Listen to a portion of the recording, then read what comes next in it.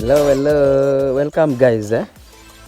Like I had told you yesterday guys, we were leveling this ground to be ready for construction.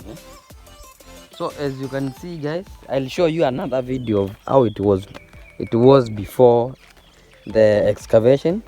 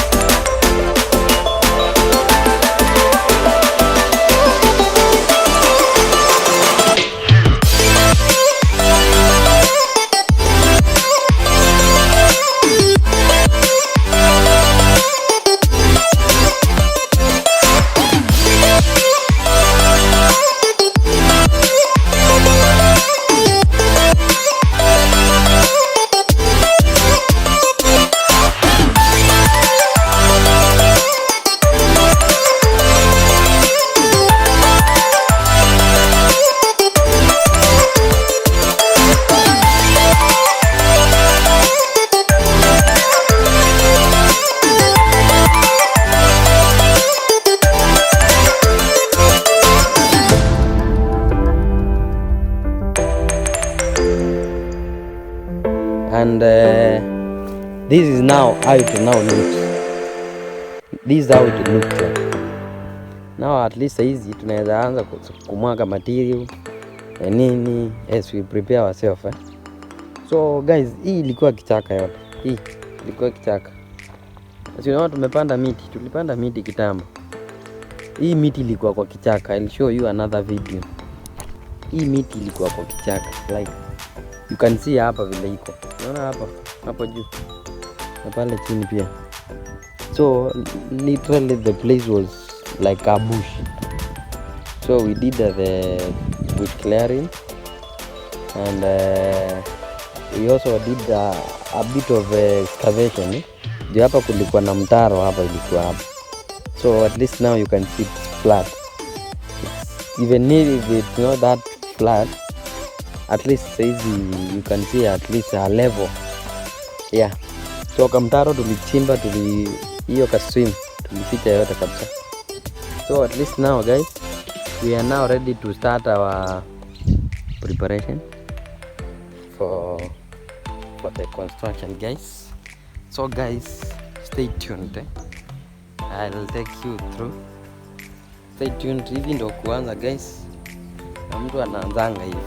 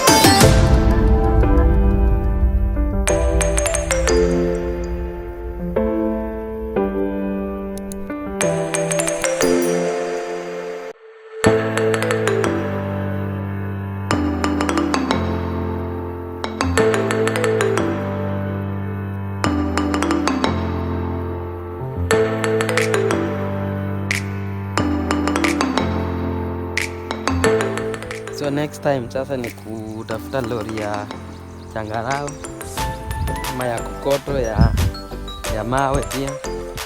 So yeah, na hivyo ndo kazi imeanza. In short, kazi imeanza. We are now ready. Kiwanja iko ready. We are now ready to start. Sasa next ni material tunamwaga pole pole. I'll show you this place. Nitaifanyia level nzuri sana pia. So this is it. Vile time yetu iliisha before tumalize, but tukaona at least tumekamali. Kwa nimeplan for at least 2 hours. It can take even 3 hours. Yani haina shida, but at least they are worthy. As you can see guys, huku kwangu ni kwa shamba. So nimeamua kubuild the farthest side ya shamba. So unaona alinitengenezea hadi je. Nitengenezea hadi je. Vile inaingia. Hii nitakuja kuitoa. Hii bwana aliweka hapo. Guys, as you can see, tumepanda hapa miti. Tumepanda miti along the road yake. Nilikuwa naonyesha nikipanda.